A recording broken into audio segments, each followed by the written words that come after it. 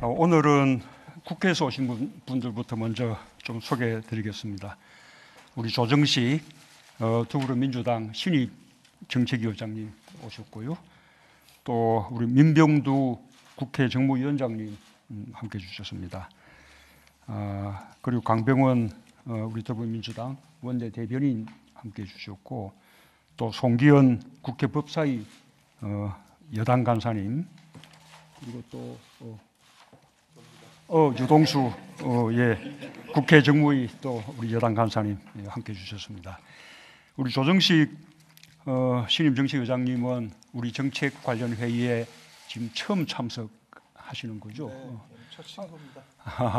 앞으로 우리 정부 2기 경제팀하고 함께 손발을 맞춰 나가셔야 될 텐데 뭐 인사 말씀 한번 먼저.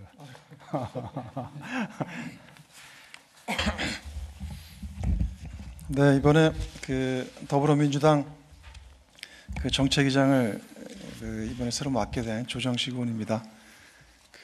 오늘 청와대에서 대통령님께 정책위장으로 첫 신고식 하는 자리입니다.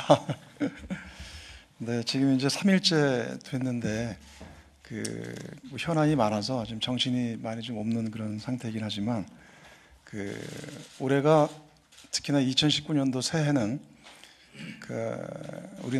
우리 대한민국이 역사적으로나 그다음에 국가 경제적으로나 또 정치적으로도 또 저희 더불어민주당 입장에서는 또 내년 선거를 잘 준비해야 되는 그런 해이기 때문에 굉장히 중요한 해인 것 같습니다. 근데 이제 어쨌든 국가 전체로 봤을 때 굉장히 중요한 때에 정책위장을 맡게 돼서 한편으로는 굉장히 무거운 마음이면서도 정말 열심히 잘해야 되겠구나라는 그런 이제 책임감을 느끼고 있습니다.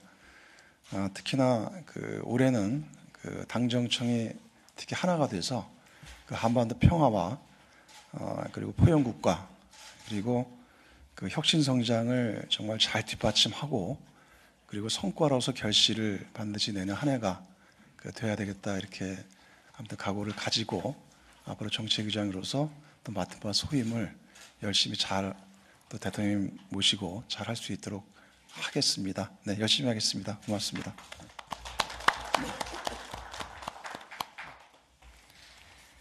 예, 지난해 11월 공정경제 전략회의에 이어 두 번째 회의입니다. 2달 만에 당정청이 다시 함께 모인 이유는 지금 우리에게 공정경제가 그만큼 중요하기 때문입니다. 신년 기자회견 때 혁신성장과 포용국가를 강조해서 말씀드렸는데, 혁신도 포용도 모두 공정경제가 뒷받침되어야 이룰 수 있습니다. 혁신적 아이디어와 제품이 보호받지 못하면 혁신은 파묻히고 말 것입니다. 올해 초 메이커 스페이스를 방문했을 때 아이디어가 넘치는 청년 창업자들과 혁신 제품들을 보면서 우리의 혁신 능력을 다시 한번 확인할 수 있었습니다. 그러나 좋은 아이디어들이 넘친다 하더라도 혁신적 아이디어를 성공으로 이끌어주기 위해서는 사회적 안전판이 뒷받침되어야 합니다. 수많은 청년 창업가와 개척자들의 아이디어와 도전 정신을 지켜주고 또 쓰러져도 다시 일으켜 세워주는 것이 바로 공정경제입니다.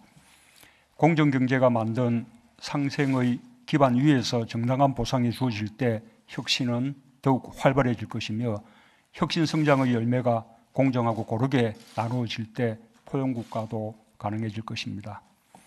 지난해 우리는 공정경제의 기반을 닦았습니다. 을을 보호하면서 각과 함께 상생하고자 노력했습니다. 그 결과 의미 있는 성과들이 있었습니다. 영세 소상공인의 생존권 보호를 위해 생계형 적합업종을 법제화했습니다. 가맹점의 불공정 신고에 대한 가맹본부의 보복행위를 금지하고 보복행위에 대해 손해액의 3배를 배상하도록 하여 가맹점 보호를 강화했습니다. 대기업이 하도급 업체에 원가 등 경영자료를 요구하거나 전속 거래를 강요하는 행위를 금지하여 중소기업의 차별을 막았습니다.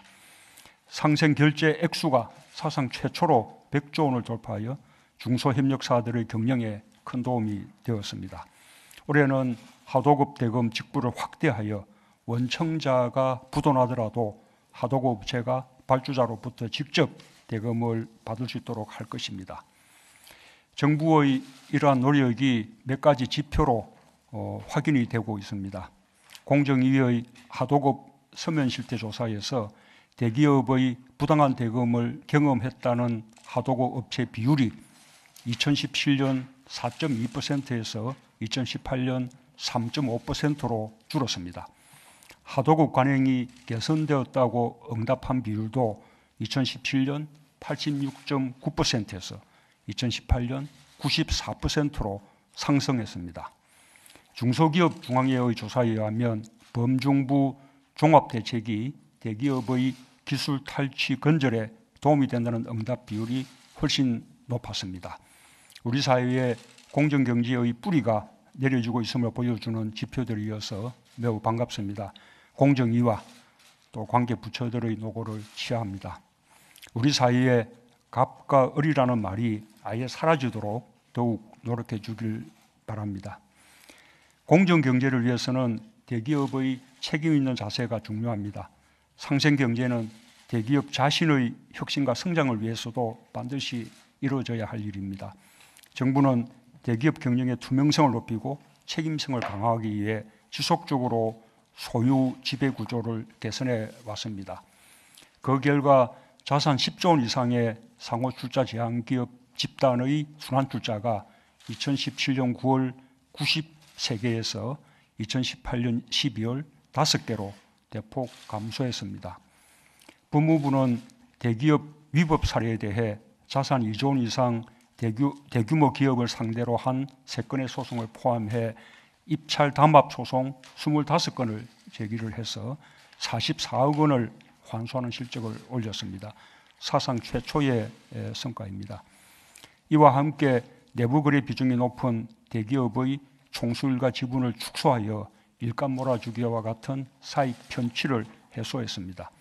앞으로도 정부는 대기업 대주주의 중대한 탈법과 위법에 대해서는 국민연금의 스튜어드십 코드를 적극 행사하여 국민이 맡긴 주주의 소임을 충실하게 이행하겠습니다. 틀린 것은 바로잡고 반드시 그 책임은 물을 것입니다. 올해는 무엇보다 공정경제의 성과를 국민들이 직접 체감할 수 있도록 소비자 권익 보호를 위한 과제도 적극 발굴 추진해야 합니다. 금융, 통신, 전자상거래 등에서 불공정한 거래로 소비자가 피해입지 않도록 영업 관행과 약관 등을 면밀히 살펴보고 개선 방안을 마련해 주기 바랍니다. 공정경제를 공공 분야에서부터 선도할 수 있도록 공공기관의 불공정 관행에 대해서도 철저한 관리 감독이 필요합니다. 공정경제를 위한 많은 법안들이 아직 국회에 계류 중에 있습니다. 기업 소유 지배구조 개선을 위한 상법, 공정거래법, 금융그룹 감독법, 상생협력을 위한 유통산업발전법과 상생협력법, 가벌 문제 해소를 위한 가맹사업법과 대리점법, 소비자 보호를 위한 집단소송법과 금융소비자보호법의 제정 또는 개정 법안들이 국회 의결을 기다리고 있습니다. 모두 공정경제를 확립하기 위한 시급한 법안들입니다. 작년 여야정 국정상설협의체에서 여야 5당 원내대표와 함께 불공정 시장과 공정경제의 제도적 틀을 마련하기 위해 상법 등 관련 법안의 개정을 위해 노력하기로 합의한 바 있습니다. 국민과의 약속을 지키기 위해서라도 국회에 다시 한번 간곡히 협조를 부탁드립니다. 공정은 혁신의 기반이며 개인이 능력을 발휘할 수 있는 토대입니다. 인정해주고 존중해주고 박수 쳐주고 용기를 불러일으켜주는 문화가 우리 사회의 당연한 모습이 되어야 합니다. 일본의 한 중소기업 연구소에서 노벨상 수상 소식이 전해질 때 우리는 대기업에게 기술을 빼앗긴 중소기업의 사례를 계속해서 들어야만 했습니다. 우리도 골목에서 세계적인 요리사가 탄생하고 골목에서 혁신적 발명품이 나올 수 있는 그런 사회를 만들 수 있습니다. 공정경제를 통해 혁신이 날개를 펴고 함께 성장하는 포용국가를 만들어가길 희망합니다. 감사합니다.